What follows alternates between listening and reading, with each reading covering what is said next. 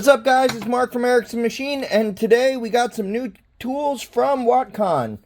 Yamaha 701 and Yamaha 760 style coupler tools made by the best in the business. So let's check them out.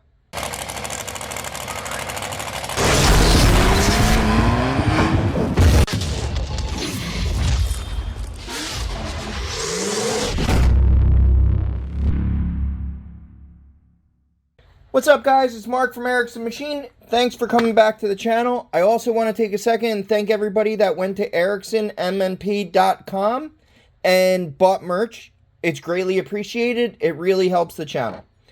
So today we got Watcon's new Yamaha 701 and 760 couplers. And if you guys don't know, they make the best Cowie couplers in the industry. So a couple months ago, I contacted John because I wore out one of my 760 couplers. Also, my 701 coupler, to be fair, has been worn out forever. I've welded it, rebroached it, and I've welded a socket on it. I've actually broken the socket off, I think, twice over the years.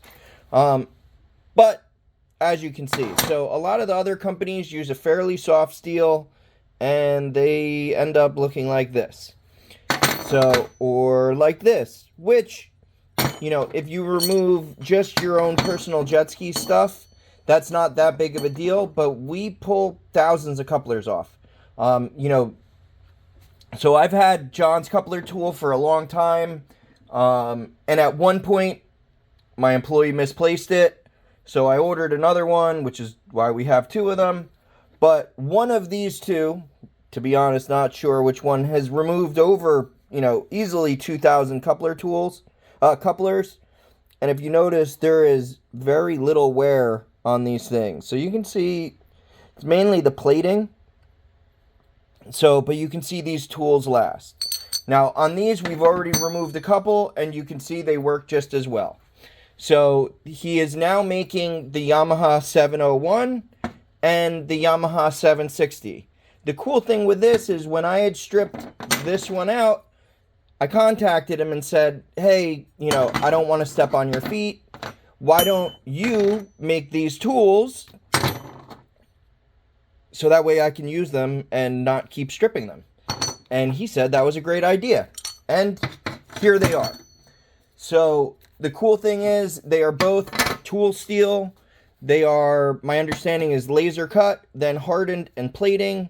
The plating is really mainly for corrosion resistance, so it doesn't rust in your toolbox. So the plating is different than the Cowie tools just because they recommended a different plating. I believe the Cowie tools are going to end up this color in the future too, but that you would have to ask John. It is not up to me. So, but one thing I wanted to show on these, you know, and comparing them with the old tools that are all stripped and beat up, and if you look, like on this Cowie tool, you can see there's no deformation anywhere. There's no deformation in the square drive and either side. I'm trying to give you all the angles so you can see. I'm not trying to hide anything. I consider John a friend, to be completely transparent. We have never actually met, but he's one of the guys that we talk to each other. He is a great guy. He's got a really cool YouTube channel as well, WaterCraft Talk. I'll put a link down below if you want to check it out. He's a knowledgeable dude that shares his knowledge. He's an honest guy, hardworking, cool shop, which is why I like doing business with him and working with him. So now, the main thing is, as I said, these are basically just steel that's cut out and shipped that way. So this is plated. You know, these were blued, so, you know, a black oxide finish, you know, kind of the cheapest it can be done, you know, where these are actually plated. But what I did to show is these are hardness files. The harder something is, the less it's going to wear, basically. Now, that all goes to a point, because if you have something that's way too hard, it will actually fracture, not wear. So you kind of want to find a sweet spot. Normally on these tools, what I've found, it's normally around 55 Rockwell is the sweet spot. and let's see where these ended up being. This hardness stuff, you know, I talked to John and I asked him if he knew the hardness on them. He did not. I said I was going to run this test, and we're going to find out together. So basically what these tests are, and the correct way to do this would be with a Rockwell hardness tester, which I could do all that, but this is a way quicker, easier way to show you. And in all honesty, if it's 55, 52, 51, it doesn't really matter. It's just seeing the differences in them. So this kit, basically the way these hardness files work is if the file bites into the part, then the part is softer than the file. If the file skates across the part and doesn't bite into it, then the part is harder than the file. It's pretty simple. So what we're going to do is we're going to test each one of the couplers with each file. So it's 40 Rockwell, 45 Rockwell, 50, 55, 60, and 65. I would be very, very surprised if we went over 55. But that's what these are. I'm just being transparent for anybody if they've never seen this stuff and what it does. So here is the 40. So this is one of the no-name brand coupler tools that I had from years ago before I switched to the Watcon hardened one. So, and that is biting. You can actually see it's grinding into it and leaving marks. So this is softer than 40 Rockwell. Also biting. As you can see, softer.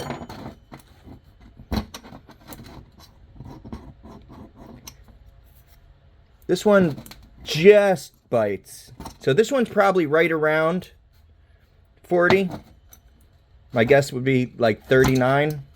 But also, to be fair on this one, I have welded it, so it may have annealed a little bit. Just trying to be transparent. Now, hear how that skates?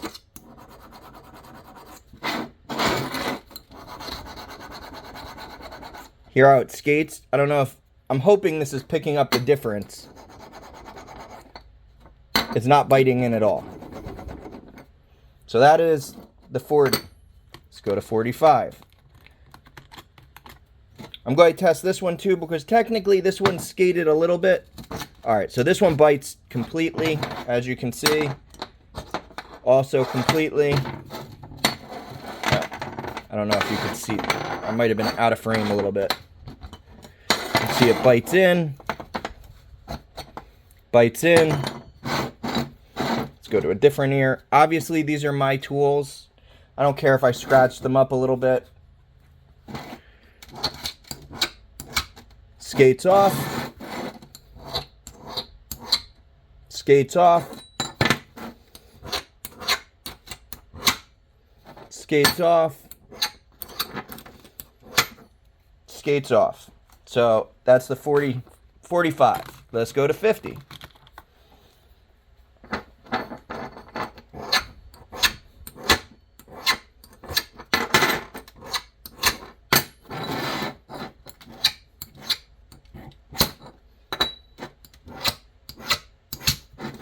Just so you can see, that's just the plating that's getting marked. It's not actually digging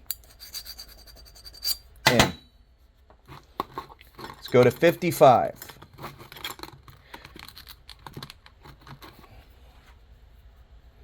So now you can see this one says 55. I guess I should have showed the other handles too, but you can see they're color coded. Just so you can see in the video. Just trying to be fully transparent about everything on this. So this one's 55. Still skating. Still skating. Skating. You can, just so you can hear the difference, you can actually see it bites in. And I'll throw the part because it's biting. There we go. Just so you can hear the difference when it skates and moves off. So that was 55, and then this is 60. Okay, so this one is biting in now. Biting in. Biting in. And biting in. So it is between 55 and 60 Rockwell. My guess is probably right around 50. But now you can see the difference between, you know, the cheapo coupler tools and what I would consider a professional tool. So all of these tools, they are more money. But you buy these, buy once, cry once. You know, these things, the best way, in my opinion, to remove a coupler is with an impact gun. So I don't believe in using a long pry bar. I do not believe in using a flywheel stop. I don't believe in any of that because I've seen people twist crankshafts and knock stuff out of true, and it's just a headache. If you put this in an impact and whack it, it's going to come off. If it doesn't come off, hit it with a little bit of heat and hit it again, and it will come off. It's the easiest way to remove a coupler tool. Now, the problem is if you're removing couplers and you're a professional and you're doing this and you're removing a whole bunch of couplers all the time, these soft metals are going to get destroyed very quickly. So these, you know, I literally have, you know, maybe a dozen before these strip out, and then we end up welding a socket or we weld an extension into it, which then breaks, and then we have to keep going. So like you can see these, they're all destroyed. Honestly, these will probably just be given to a buddy so that they can use them after this video, and they can weld a socket on it, and they can have a cheap tool if they need it. So now that I have these, but you buy these and you'll never have to buy them again. As I said, you know, these, I have removed thousands of Cowie couplers with these. You can see, you know, just some of the wear where the plating has come off just from it whacking, but it's the plating. It's not actually the metal that has worn down, which is what has really impressed me with these, and it's why I use them. So if you guys want a professional coupler tool, they are not the cheapest, but they are the best, and it will be the last one you need. You can use an impact with them. You can knock off couplers with them. You're not going to have an issue. There'll be a link down below to Watcon. There'll also be a link to WaterCraft Talk, his YouTube channel. You guys should check it out. He does a lot of cool things. Talks about a bunch of different stuff. Really, really smart guy. Makes some great products. Check it out. Thank you for watching, everybody. Have a great day. See you soon.